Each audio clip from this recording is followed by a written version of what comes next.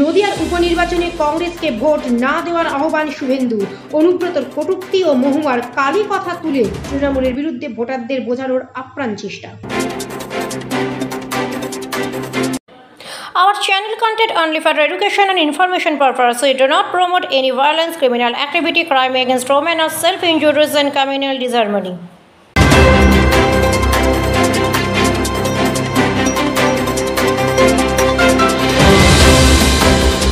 প্রচারের প্রায় শেষ লগ্ন কালীগঞ্জের। উপনির্বাচনের প্রচারে কালীগঞ্জের বিভিন্ন জায়গায় সভা করলেন শুভেন্দু অধিকারী। কালীগঞ্জ বিধানসভার অন্তর্গত জুরানপুর হাই স্কুলের মাঠে জনসভা থেকে তিনি আক্রমণ শানালেন তৃণমূলকে।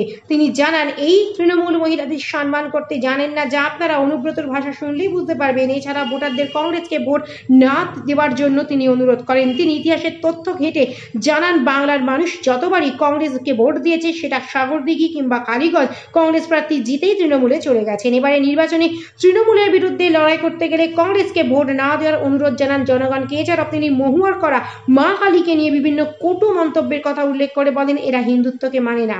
তিনি এলাকার সকল ভোটারদেরকে আশ্বস্ত করে বলেন, যদি ভোটের দিন কেউ সন্ত্রাস করার চেষ্টা করে তাহলে অবশ্যই আমাকে সরাসরি জানাবেন। এভাবেই উপস্থিত সমস্ত মানুষকে বলেন, বিজেপি ভোটে জিতলে তাদের রাজ্যসভার সাংসদরা এলাকার উন্নয়নের জন্য অর্থ বরাদ্দ করবেন, অর্থাৎ সাম ডান দন্ড ভেদের সমস্ত কিছুই প্রয়োগ করলেন শুভেন্দু মানুষের মন জেতার জন্য। অবশেষে শুভেন্দু মানুষের মন জিততে পারলেন কিনা, সংখ্যালঘু এলাকার কালীগঞ্জ বিধানসভায় বিজেপি ভোট ব্যাংক বাড়লো না কমলো, তা জানতে আপাতত 23শে জুনের অপেক্ষা।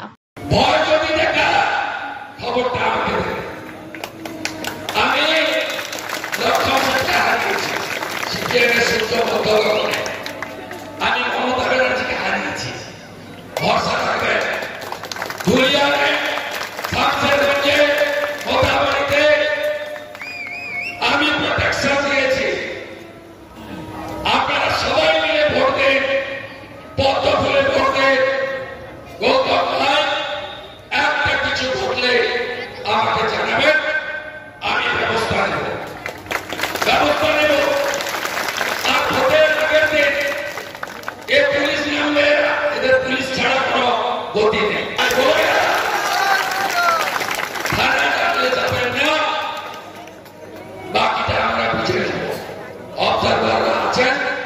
কেন্দ্রীয় বাহিনী আছে, সব বুথ সুরক্ষিত থাকবে, দুটো করে ক্যামেরা থাকবে। আর যেখানে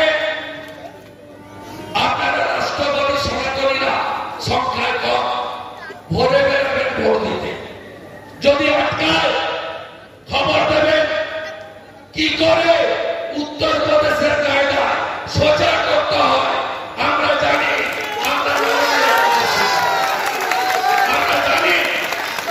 ভয় পাবেন, সবাই করবে, সবাই ভোট দেবে, গণনা হবে, একজন জিতবে, অন্যরা হারবে।